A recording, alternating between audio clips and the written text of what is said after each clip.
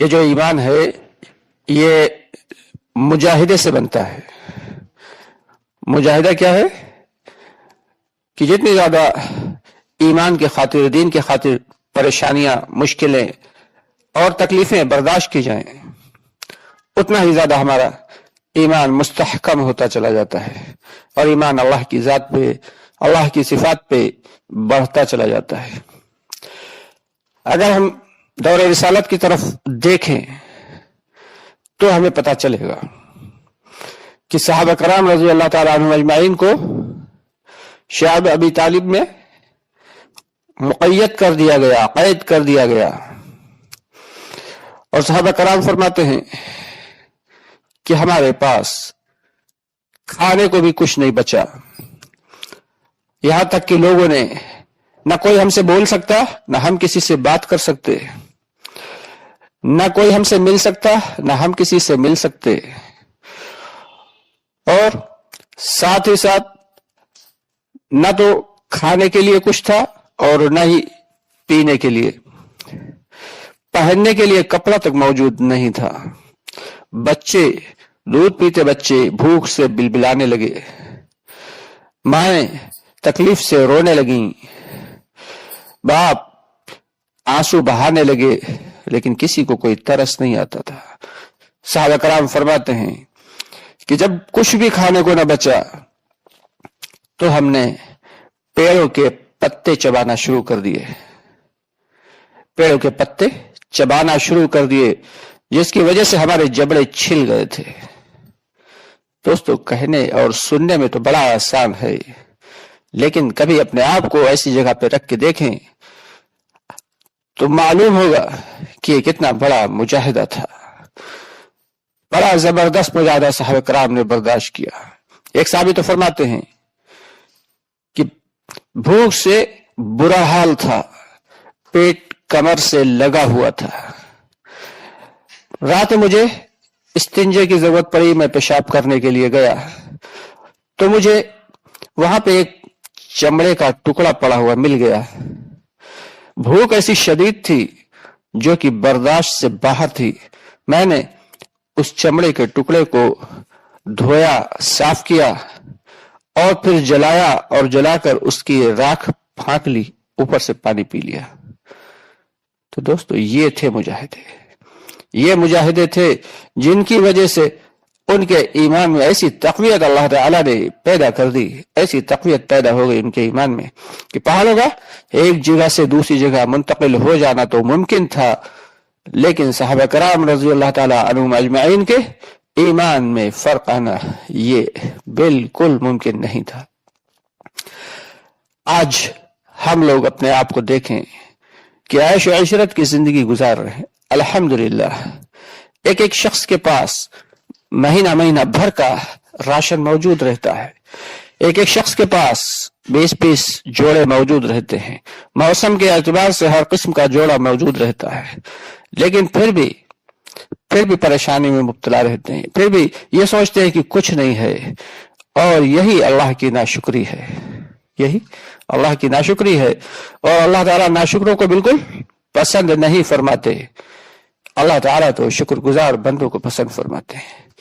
ایک بار کا موقع ہے کہ اللہ کے نبی صلی اللہ علیہ وسلم تشریف فرما ہے، بھوکے ہیں، لیکن کبھی بھی کسی کے سامنے آپ نے اس کا اظہار نہیں کیا کہ اتنے میں حضرت ابوبکر صدیق رضی اللہ عنہ تشریف لائے۔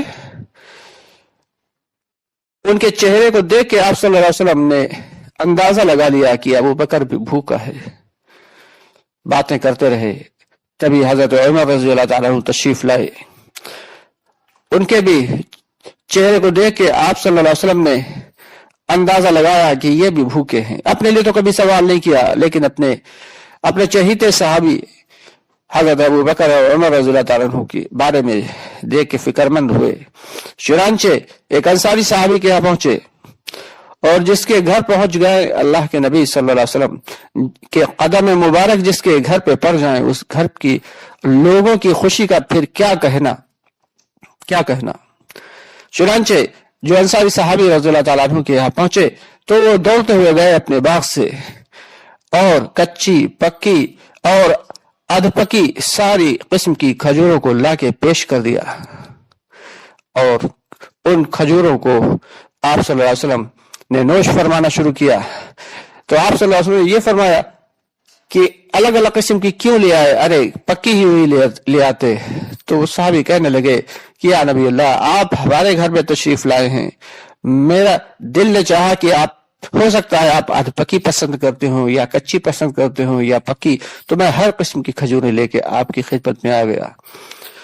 तो ये सहाबा कराम रज़ियल्लाहु ताला अन्हुम अजमाइन के मुजाहिदे का मामला था, जिसकी वजह से उनके ईमान में ऐसी तक़वियत थी, ऐसी तक़वियत अल्लाह रब्बुल आलमीन ने डाल दी कि उनसे गुनाह का सरजद होना ये एक अजीब सी बात हुआ करती थी, एक अजीब सी बात हुआ करती।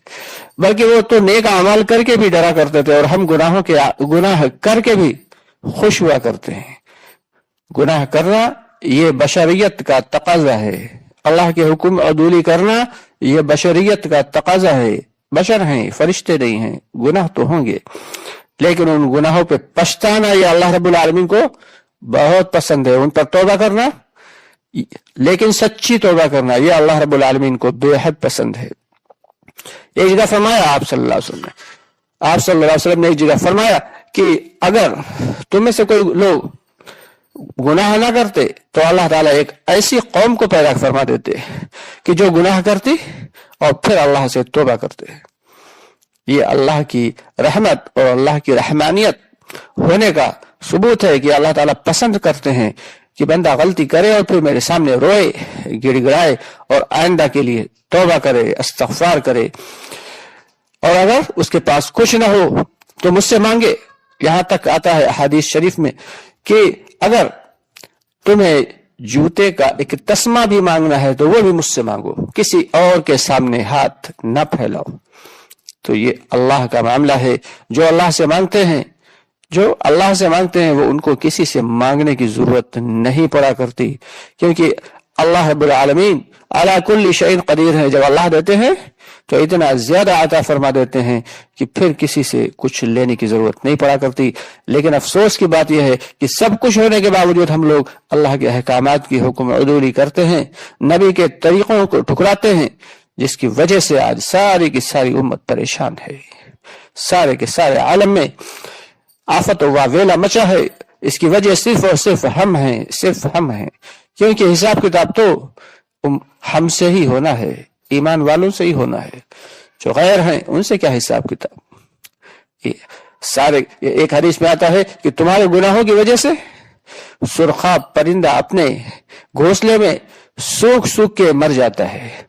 यानी जब हम मोमिन होकर गुनाह करते हैं और अल्लाह की हुक्म अदूली करते हैं तो अल्लाह की जानिब से अजाब आता है। कभी सैलाब आएगा, कभी कहत आएगा, कभी जलजले आएंगे, जिनकी वजह से फसलें तबाह होंगी, जिनकी वजह से इंसान तो इंसान, परिंदे तक परेशान हो जाएंगे। यहां तक कि सुरखाब जैसा परिंदा भी अपने घोंसले में सूख सूख के मर जाता है। तो दोस्तों, ये है अल्लाह के हुक्मों को पूरा न करना, और ये है कि नबी सल्लल्लाहु अलैहि वसल्लम के तरीके को छोड़ देना।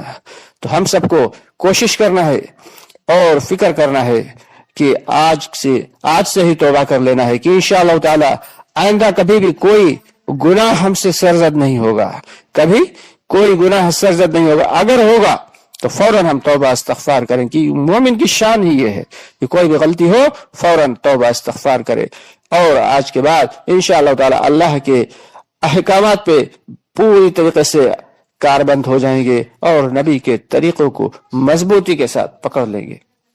तो दोस्तों, आपसे गुजारिश है कि हमारी वीडियोस को ज्यादा से ज्यादा लाइक कर दिया करें, शेयर कर दिया करें, और हमारे चैनल को सब्सक्राइब जरूर कर लें अगर अभी तक न किया हो, और वीडियोस को अपने कमेंट बॉक्स में जो है अपनी राय का इजहार जरूर किया करें कि आपको हमारी वीडियोस कैसी लगती हैं।